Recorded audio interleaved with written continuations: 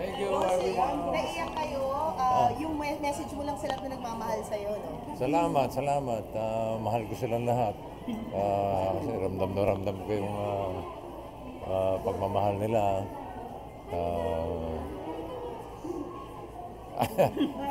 Thank you, thank you. Yung mga hindi ko inaasahan biglang nagkantahan, pati si Tali, wala akong kamalay-malay. Hindi na kinaya eh. Emotional ka pa ito na. May halata-halata. Basta pagdating sa mga anak, may kurot Bossing, parang si Vico, may nasabi siya, of course, si Enteng Cabisote. This year ba, may entry kayo para sa 50th MMFF? Surprise! Oh, maganda yun Pero hindi Enteng Cabisote. O baka, ang Iba naman. Iba naman. Iba na ang panahon ngayon. So, makakaasa sila ng kakaiba talaga. Pero, syempre, That's a yes. That's a yes. for a new movie. Surprise! Pero yan, bossing, syempre, etong birthday mo to, parang ito yung pinakamasaya after yung mga nagdaan. Kasi syempre, Dami alam namin natin pinagdaanan So, I would say na talagang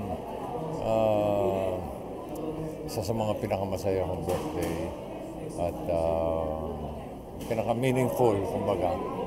So, I appreciate it highly. Salamat sa lahat. Tahimik kayo dun sa yung kumbaga yung bangayan ng fans sa mga noontime show. Ano po masasabi niyo?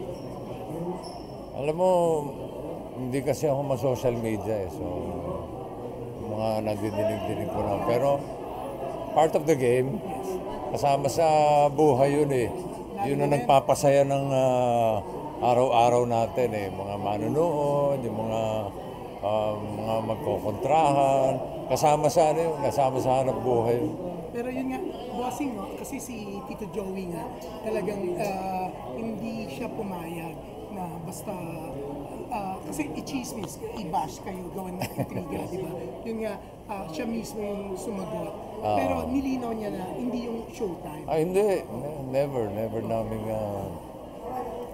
naming sabihin kaaway, katapat, kalaban. Pero kaaway. Iba yung kaaway namin. Yun nga, actually, bossing. Alam niyo na kung sino yun. Actually, bossing. Iba yung kaaway sa kalaban Kalaban, it could be a friendly competition, which has always been the case with Itbulaga and Showtime. Ilang taon na kami magkatapat, mananalo kami, mananalo sila. Yun ang nagpapasaya ng tanghalian ng Pilipino So, dapat ganun lang. May kaaway pa daw ba kayo? Sino? At this point in your life, may kaaway pa ba? Hindi na, yung mga fans, yun ang nagbabangayan. Pero at the end of the day, dapat masaya lang tayo. Actually, bossing nga, kausap ko si Paolo Fontes, no? Sabi niya, kahit sila yung tumapat sa inyo, alam niya, pag nagkita kayo, kasi nakasama niyo siya, di ba dati? Pag nakita raw niya kayo, sigurado siya na babatiin mo siya na parang baliwala. Oo naman, ako naman, personally, naintindihan ko, trabaho lang yun. Pero yung kaaway, iba yun. Hindi ko babatiin yun. Pero happy birthday po. Ano regalo mo sa sarili mo this year? Regalo? Wala, eto na. Kami kasi hindi kami marigalo It's more of araw-araw na buong taong kayong nagre-regaluhan ng pagmamahal. What are you most thankful for now? What are you most Gift of family, gift of friends. Kamusta ang daddyhood mo ngayon kay Monchi? Napupuyat pa po ba kayo? Si Pauline ang napupuyat. Ako pinupuyat din ako ni Pauline. Posible ba yung baby number 3 po, sir? Hindi na siguro. Sarado na ang factory.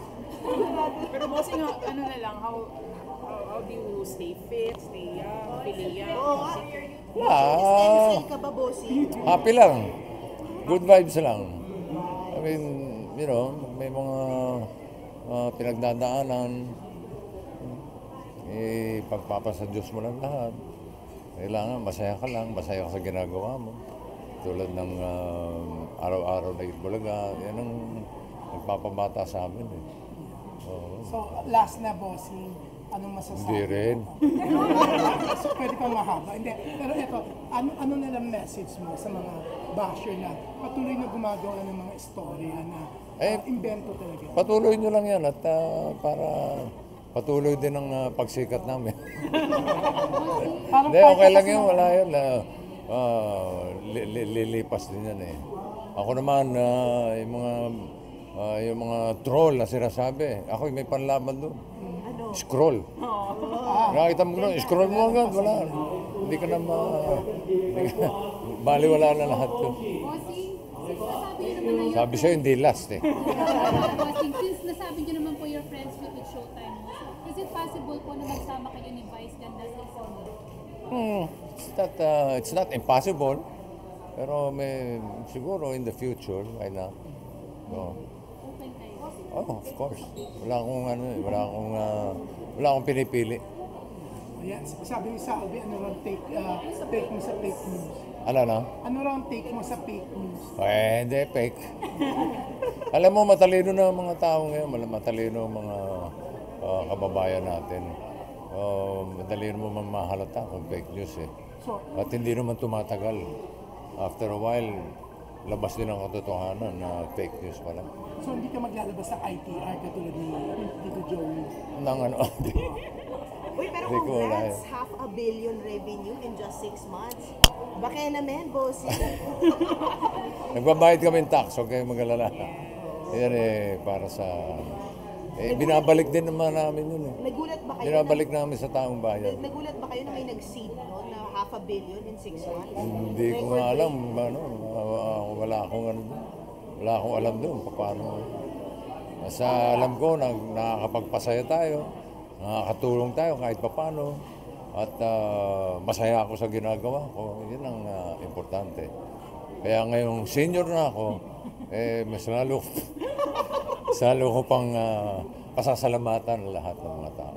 Baka 1 billion na, boss. In 6 months. Sana nga. How old na ba? How old are you? Senior na ako. 60. Basta senior na. Hindi siya nag-google eh, hindi niya alam. Sorry, hindi naman Kaya rin totoo yung ata si Google, bossing, diba? kaya rin na raw si bossing.